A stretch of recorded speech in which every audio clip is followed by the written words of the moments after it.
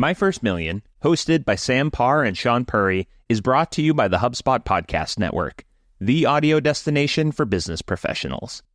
My First Million features famous guests like Alex Hormozi, Sophia Amoroso, and Hassan Minhaj, sharing their secrets for how they made their first million and how to apply their learnings to capitalize on today's business trends and opportunities. Sam and Sean recently sat down with Tim Ferriss to talk about his latest lifestyle experiments and how to spend a perfect 24 hours. You can find this episode and listen to My First Million wherever you get your podcasts. We're in the Q2 board meeting. We have a huge decision ahead. Who is our next sales leader? We're sifting through the candidates. And one person says, they're too big company. What does that mean? Too big company. I mean, I agree. I've seen that as a major pothole is we deflect to these enormous trillion-dollar businesses and the context is so different. But there's also a ton of successes. And today we talked to one of those. Jeff Perry is the CRO of Carta. When he joined them 6 years ago, they had about 50 sellers and 400 customers. Today, they have 40,000. And he was that big company leader.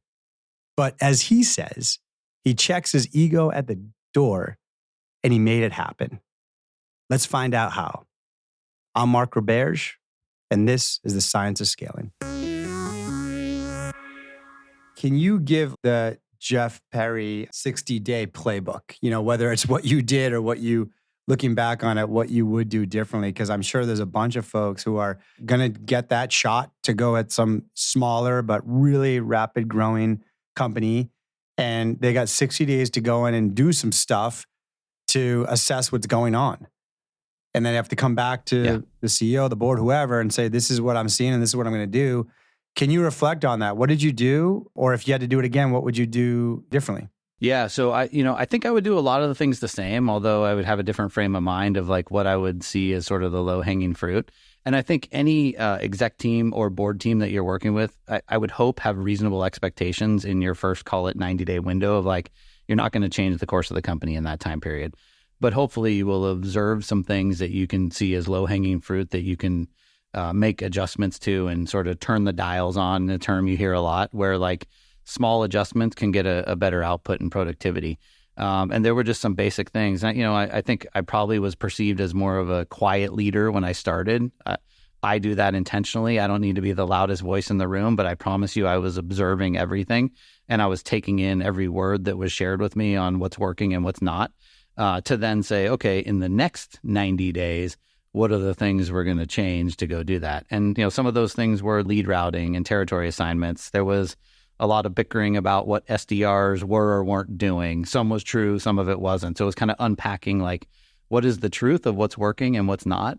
I think another important thing is finding a great sales operations leader, or at least a confidant that acts as your extra eyes and ears business partner. And then I think like, don't overcomplicate it. Pick 1, 2, 3 things over the course of like first month, second month, third month, and go make a change that you hope is going to be a positive change. But at least if you're experimenting with trying to improve something. And I think that started to make the team rally behind like, okay, here's the big company experience guy. Maybe he has something to offer that can help us and his intentions are right and trying to make this a better organization for the company and for all of us as individuals trying to be successful inside the company too. When you're having those one-on-one conversations with all levels in the organization early on, getting to know folks, you mentioned the word bickering and it brought back a lot of memories / nightmares or whatever. Like, it seems like when you get into those conversations, sometimes folks are like, and just pretty human nature, like selfish in their viewpoint because they only see the world within their job and they have all these complaints about things that could make it easier. Like, I should have an SDR. Can I have more leads? My territory should be bigger. My comp should be like, You know what I mean? Like, how did you manage that? Like a real like frontline tactical question. You want to be empathetic, but you can't solve all those issues and solve for the organization at the same time. So what's your advice to leaders who are going to that and managing that conversation? Yeah, well, you actually left out, I think, the biggest bicker complaint that you get is like, what is marketing doing to support you? And that friction there. If only we had and more that one, leads. like, never goes away. Yeah, exactly. So, and I bring that up because like that's a lot of what we had to do early on. Like Carta was trying to figure out what our marketing motion was and how to go to market and do we do webinars? Like what is our source of lead gen?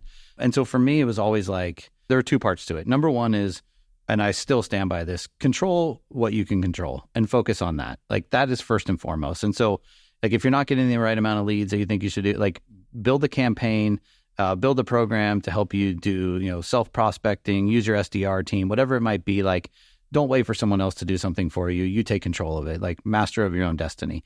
And I think that resonates. Like that holds true, like probably through the end of time in sales, right? And I see that the people that are successful are the ones that just jump in, embrace it, and figure out how. Yeah, this is critical. Whether it's a salesperson, a sales manager, or a sales director, you cannot set up the system so that they have an excuse that's outside of their control. They have to have control to hit that number. And of course, they're going to ask for stuff you can't deliver on. I want an SDR. I want more leads. I want a bigger budget for events. Yeah, we can't do all of that for everyone. But this is the box. And there's plenty of room within this box for you to achieve the goals that have been set out for you. That's the culture that needs to be set. Good job by Jeff for laying that out.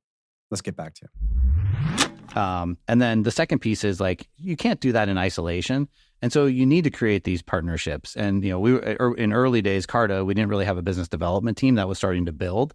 But the folks we did have, like figure out who our partner network is. And in that case, for us back then, it was like VC firms and primarily law firms, because you want law firms to refer Carta as soon as companies are going to get incorporated. So you got to partner with the business development team. The marketing team, like you might not agree with all the things that they're doing or saying, or they think they're doing, or they think they're taking credit for, whatever it might be. It's not about who gets credit. Build a business working relationship with them. And I think that's just great, sound career advice too. Like we're always going to have some people that we work with that we have some friction with. It's like the people that actually get greater career opportunities are the ones that figure out how to maneuver through that and make sure that not only their teams are successful, but the other teams that they business partner with as well. I want to also circle back to that sales ops comment in how to define that role and pick the right person. Because I think rightly so, sales ops, rev ops has become really important in the last 10 years in these organizations, and also has like really expanded in the scope it handles. And so can you give a little guidance on what at this stage when you came in, what was the specific scope you were hoping that sales ops would handle? And how did you know you had the right person? I don't know how to answer it unless it's through my sort of lens of experience. And when I was at Oracle, sales ops was kind of behind the curtains, a black box that I knew nothing about. I had no access to. I was a frontline manager and then I was a VP even. And I was like very loosely involved with sales ops. It was something that happened for you. As I got to DocuSign, I was much more engaged with our sales ops team and involved with like the territory planning, the quota creation, the segmentation, all those things that you would think you'd be a part of. I think the difference was when you get to Carta, like you're responsible for all of it because of the size we were at. And so therefore it's like what I learned or what I did is said, who do I believe now that I've done all this, like, done the tour, the listening tour and like gathered all the information, who do I believe? Who do I trust? Who is my extra eyes and ears that's going to help me decipher what is working and not? And then that becomes my person that I'm going to lean on. And we were still small then. I mean, the sales ops team, I think, was 3 people, and they were trying to figure out like Salesforce mappings and lead routing and all these type of things. And I was like, I need a partner in this that I can trust is going to tell me the truth of what's working and what we need to fix. Let's get to some of the changes you made tactically, the diagnosis, the why, the how. You mentioned segmentation, and I'm guessing from your example of the enterprise rep selling SMBs and the SMB rep selling the enterprise, that was largely by company size. Is that always the case? Yeah. Is that like you kind of feel like when you go into a company at this stage, it's like it's always going to be cut by company size? And like, how does geographic territories fit into that? Do industries have a role at all? Like, how do you think about that? I actually think it started earlier in my first quarter that I mentioned, and it started with the frontline managers. Because I realized, like, okay, it's a smaller company. It's not a small team. I'm not going to be able to do this myself. And so it became about like getting the right people in place to be the frontline leaders for the 5 or 6 teams that I had at the time, and each of them had, call it 6 to 7 reps. And then, okay, you go through and like you take the data that we had on like how many SMB deals, how many enterprise deals, how are they being routed? That's the easy one, company size.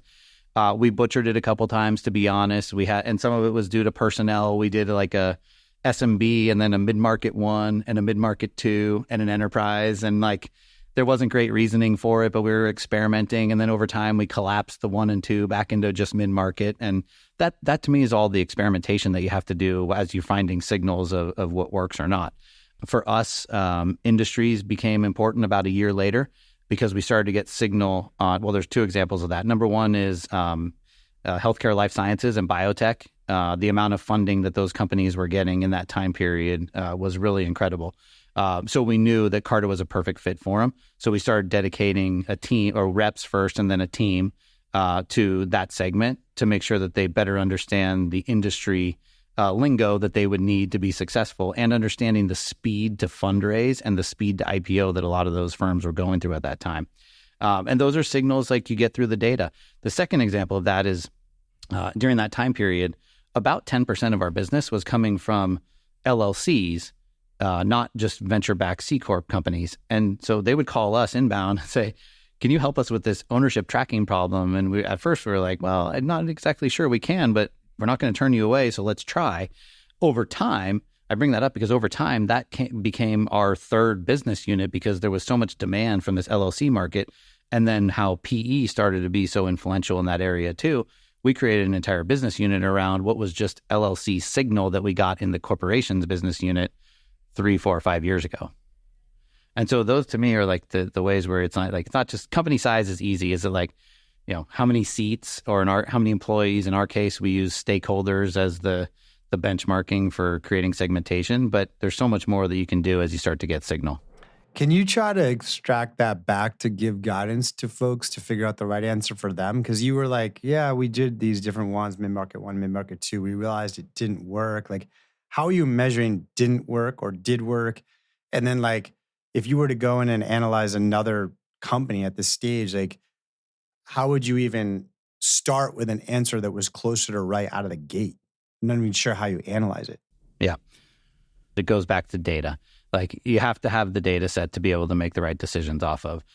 So I would say whatever your company is, whatever your product is, whoever your ICP is, design your organization around what signals that data gives you.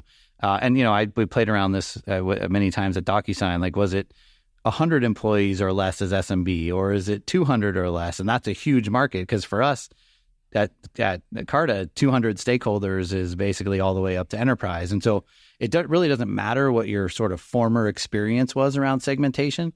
Build the segmentation for what's right for the market that you're going after. Hey folks, just Mark here. Yeah, this whole concept of organizational design, it's important and more complicated than we actually make it out to be often. This is a really common area of what I call the inappropriate cut and paste, where a board or a founder or CEO, or most often the CRO, will just copy the org design of their last company without regard of the contextual nuances of their current employer. And this org design is an opportunity for everyone to better align the frontline behaviors with the company strategy.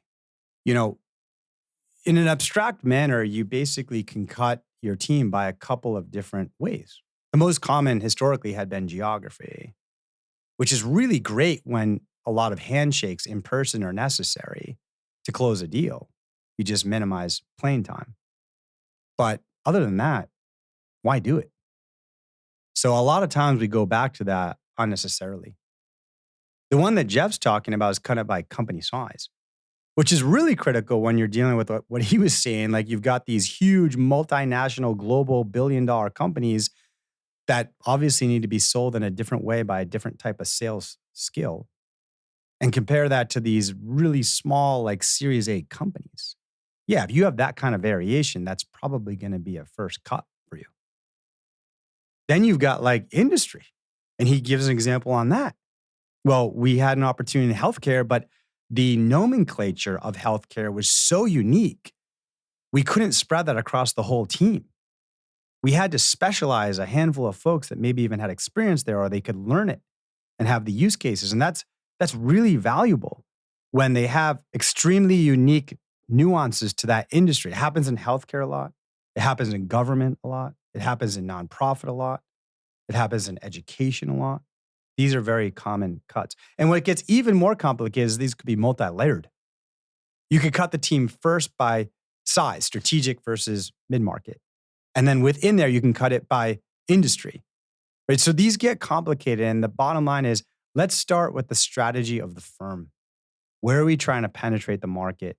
What kind of products are we trying to push? And where are the buyer behaviors very different such that it would be hard for one rep to manage all of that? These questions give us direction to the optimal org design for a company. And Jeff's given us a nice working example with Carta here. Let's get back to him. And so for an example now, like for Carta, for SMB, we're 25 stakeholders and below is SMB. That's very different than what I had learned at DocuSign and especially at Oracle. And that's okay. They're different businesses. They shouldn't be compared against each other. Take the data to design what you need to get, and then take other metrics from there to see if it's working, right? Like rep productivity. It's easy to test, like, are people busy or not? Like, are they generating their own leads? Do they have too many leads? The individual that I met when I mentioned earlier, the enterprise AE, he literally told me he didn't have time to take a break to go to the bathroom during the day because he had half-hour demos stacked up all day long. Like, that's wonderful, but that also gives you a signal, like through segmentation, or do you need to add capacity through additional AEs in that segment? And can you grow that segment by adding capacity? And then what are the attainment levels within? How do you balance the inbound versus the need to outbound within the segment? I want to say territory, but it doesn't have to be geography. It could be an industry. It could be something else. Like, this rep gets this patch, and oftentimes there's some level of inbound, and then they need to do outbound. And I feel like a lot of leaders struggle to get the person to supplement the inbound with the outbound. I don't know if you ran into that and how you overcame it. Yeah, we've run into it actually at every company along the way. And it's like, who's the profile that you're trying to hire? And I actually think like the core ingredients don't change across any of the companies. The folks that I worked with that are part of inside sales at Oracle, very much the same mentality as people that I have on the Carta team here. It's like the expectations set early on from day one from our directors and frontline managers. Like, you're going to get X amount of your leads inbound sourced, whether that's through demand gen or our referral network and our channels. But there's an expectation of X needs to be sourced by you, prospecting and or in conjunction with an SDR prospecting too. Yeah, here we go. Full circle. Back to a rep needs to be able to control their own destiny. This inbound lead versus outbound prospecting is a classic. I don't think I've ever seen a situation at scale where the manager should not be holding the salesperson accountable to prospecting at least some meaningful portion of their quota. 20%. Just like Jeff's saying, like, hey, listen, this is the blueprint. We expect you to get 80% of your revenue from inbound leads in your territory, and for you to make up for the 20% with your own prospecting. And just so you know, marketing is not going to be able to be that consistent. There's going to be some months where you get there 100% off marketing, and there's going to be some months where they only deliver 50%. It is what it is. But at the end of the day, you're accountable. And here's what happens. The salesperson never prospects. Hey, John, good job. You made it to your goal. Nice demos, good close rates, beautiful sales cycle. I just have one concern. You were supposed to create 12 opportunities last quarter outbound, and you only did one. I'm just really worried. And John's like, oh, it's fine. I'm still making my quota. Next quarter. Hey, John, good job. 120%. Great job. Great sales cycle. Great close rate. Great discovery. I'm just really worried. You only had 2 outbound opportunities and you're supposed to have 12. Yeah, whatever. I roll. Next quarter, John misses. He comes in at 70%. Oh, John, what happened? Marketing. Marketing sucks now. Marketing's why. Dude, what are you talking about? I've been telling you for 6 months to get your 12 outbound products, and you rolled your eyes, and now you miss and you're saying marketing? You had 2 outbound opportunities. The goal is 12. Control your own destiny. This is just such a really great example on how Jeff is doing that for his team. Let's get back to him. And so also, like, take control of what you control. And you tell me, like, what do you need? Like, do we need to be at X event in this industry? Do you think we can generate leads there? Do you want to work on a certain market? Because you mentioned earlier, like geographic location. Carta was pretty much early on Silicon Valley and New York, where all the venture was.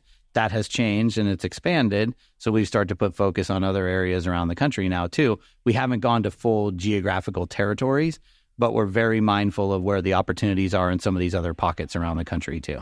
And that's where we try and enhance our partnerships to make sure that we have boots on the ground in some of those spaces as well. And there was actually no like event marketing strategy at the time. Conferences like SaaStr that are sort of a sweet spot, like for us with founders and funders coming together. No one knew like we should be at these type of things, and now we are and have a presence. And for me, those events are great because many of those people are already Carta customers, so it's a chance to thank them and then also educate them about the additional products that we now have that they can benefit from. There's no secret formula for better service throughout the customer journey, but there is the all-new Service Hub from HubSpot. It makes it infinitely easier to scale customer support and increase retention. By bringing service and support together in one powerful platform, you can deliver the best experiences for your customers and your teams. Free up time for your reps to focus on complex issues with an AI-powered help desk. Proactively drive retention with customer health scores that keep your business ahead, stopping churn in its tracks. And give your entire go-to-market team the data they need to operate as one unified, powerful front, all so you can easily support, strengthen, and grow your customer base. Secrets out. HubSpot Service Hub is a game changer. Visit HubSpot.com/service to do more for your customers today. We've talked in the past about that frontline sales manager role and how important that is. And that was another area that you did a lot of diagnosing and change when you came in. Can you talk about how to assess that? Like how do you think about what a sales manager should do and shouldn't? How do you assess if they're good? Like when you were looking for a placement, what are you looking for? So I think there's some core ingredients. Number one, like I feel like you have to be the teacher. And so if you haven't sold this before, you're going to have a problem and it's going to be difficult. It doesn't mean you have to only have promoted from within. We've actually brought in some external managers, but there's a ramp period of learning the product and our sales motion.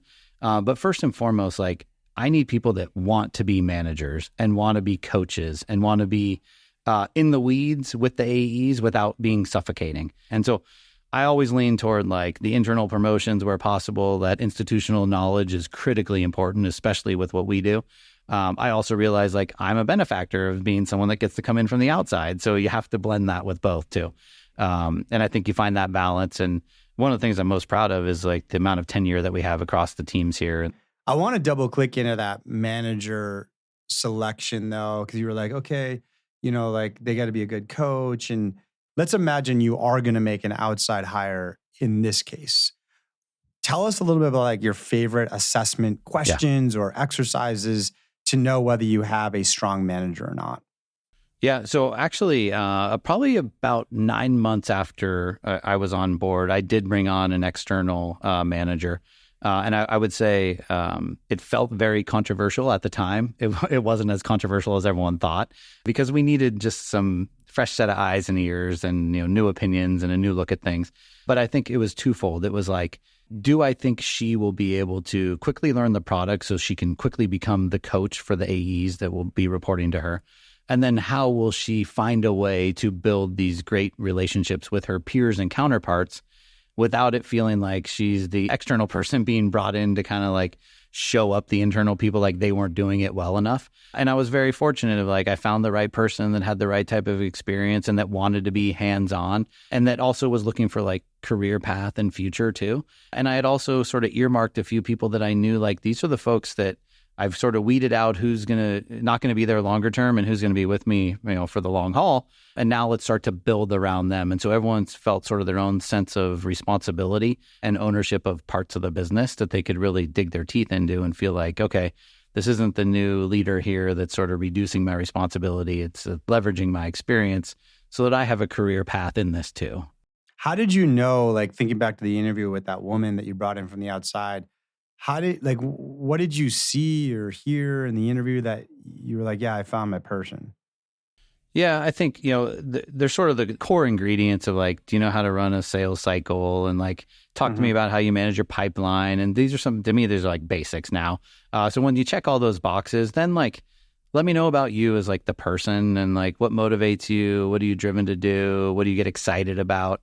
And some people can be making it up and they can tell you what sounds good in an interview. And that's the risk of an interview. You don't really know what you're getting until you got the person in seat and on board.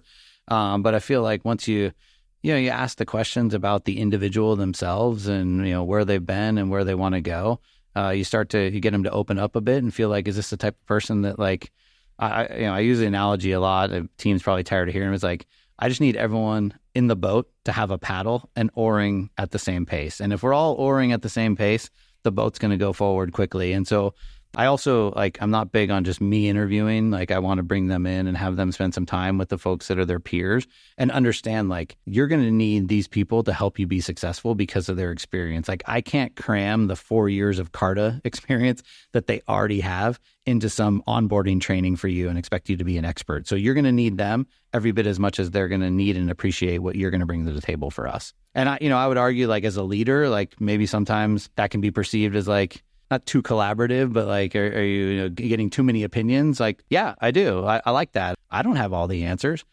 I would probably 15 years ago, I wanted to be the guy that had every answer in every room because I was trying to prove myself. Now I'm perfectly comfortable in my skin saying like, so-and-so is the expert of this, bring them in. So-and-so is the expert of this, bring her in. Like, we need the team to do this. I resigned to this 5+ years ago. Like, I will never sell Carta cap table software better than a few of these frontline managers who are now senior directors at like VP level. I don't need to catch up to them to prove something to them. I need to leverage their strengths as what they do really well and then help them with the different experiences that I've gained along the way to help make them more well-rounded and help me cover some of the blind spots that I have not having been at Carta. What an important leadership gem that Jeff is drawing on in his experience. Yeah. If you're the head of engineering, it doesn't mean you have to be the best programmer. If you're the head of marketing, it doesn't mean that you have to be the best marketer. If you're the head of sales, it doesn't mean you have to be the best salesperson. In fact, it's a huge issue if you are. Are you kidding me? You hired 200 salespeople and you couldn't hire anyone better than you? That's not your job. Jeff, in this role, is supposed to be the best CRO at Carta, the best at building cross-functional relationships with his leadership team, the best at providing a good forecast to the street and his board, the best at empowering and promoting the right people to leadership.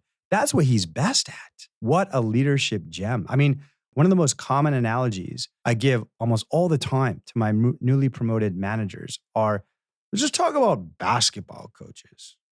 Like for those of you who don't know basketball, there's 3 main positions: guard, forward, center. Almost every NBA coach played the game, but I don't think any of them played all 3 positions. So if this awesome coach was played guard when they played, how can they coach a center? Well, they can coach a center because their job is not to be the best center. They've seen great centers and they know how to compare their center to best in class. That's your job. And that's a really good parallel for your movement into sales leadership. Your job is not to build 8 clones of yourself. Your job is to appreciate the different nuances to get to the goal and bring out the inner talent of that individual. All right, let's get back to Jeff. And I think there's a big shift in like people's career. And when you go through that moment of like, just because I'm the boss, I don't have to have every answer in every room. And it's like empowering to let people feel like they're the knowledge expert in something and like they can contribute in a different way. And I think that helps create this like team atmosphere and culture and the buy-in that you need to run a successful organization. Totally agree. Huge leadership evolution. That's well said.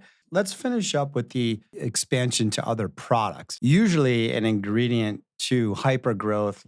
You specifically said this LLC product. And I'm curious, like, how that even came up. Because I know at most times, like, at the board and the executive level, there's usually like 10 times more opportunities than you can pursue. It's kind of like, well, do we do this new product? Or do we go international? Or do we go upstream? Or like, it is really not sure which one to pick. How did you all wrestle with that? Yeah, it's such a good question because I think early days Carta was very guilty of that. Of like there was so many things to tackle that we oftentimes got so distracted. So there's two examples I have for you. One is the LLC piece that you mentioned. That was born out of like curiosity and interest from the exec team based on signal we got from the outside market of companies coming to us. From there, it became, okay, take this signal you're getting and involve the product teams and say, is there something we should develop differently because of the needs of an LLC? Turns out there is, like K1 distributions and things like that. So different features and functionality that make it a completely different product set.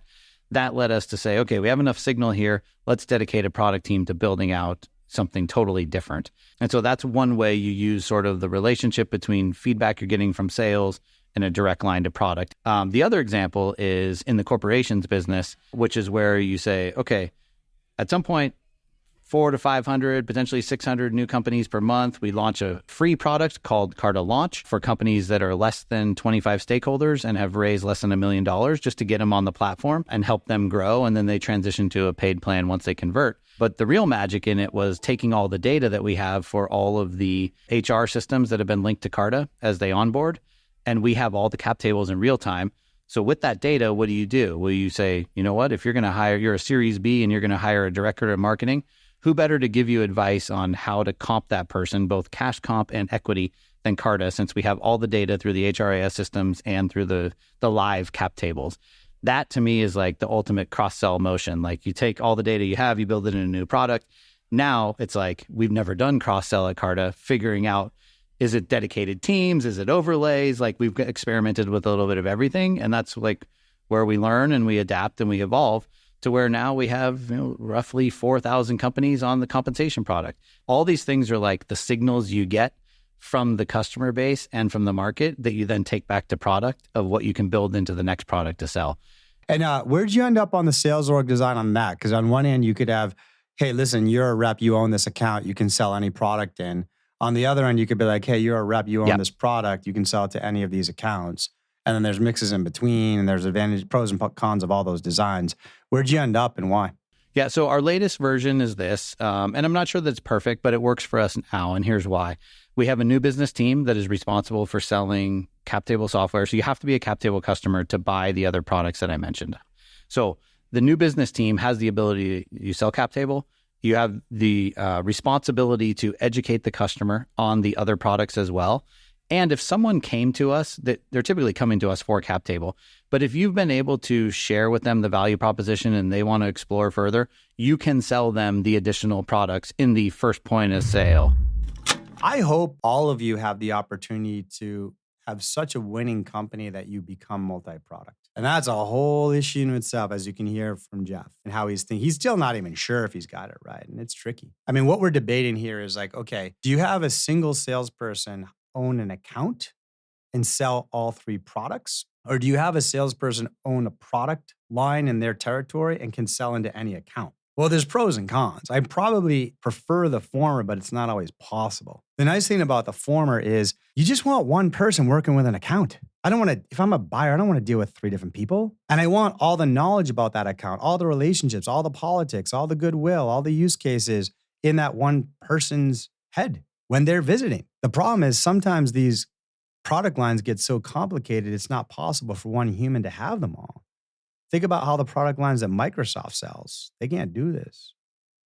Now, on the other hand, if you say, hey, you're in charge of this product on the East Coast, and there's a different rep that owns a different product on the East Coast, now you have multiple people calling on the same account. Well, that's a problem. But they're experts in their product. So that's the debacle.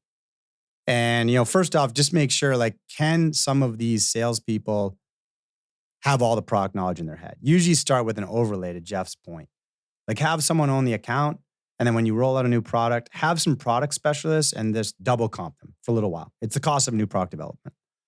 And some of the reps will get it and not need the product specialist anymore. And if more of them do, then you probably don't ever need an overlay or a product expert. The reps can handle it. But if you need it, then it gets tricky. And that's where you end up with a matrix environment that you'd see at Microsoft, Oracle, IBM. And, it's just a reality. But a lot of the selling's happen internally, just trying to get FaceTime with an account. So just make sure you think through that riddle. Oftentimes it doesn't happen that way, but worst case, you've at least planted the seed and educated the customer on down the road. There's more for you to talk to Carta about and how we can help you. I so appreciate how you've managed this whole journey, Jeff. I mean, it's just like, I'm not surprised to hear or see the success of Carta from the outside. And I'm sure that is due to so many people around the table, but I can definitely see your massive contribution here and your commitment to learning and to an empowering leadership model, and to not just hitting the benchmarks of the company, but also doing good for your people and their growth. So I just can't thank you enough, Jeff, for coming on the show and dropping knowledge today. Thank you, Mark.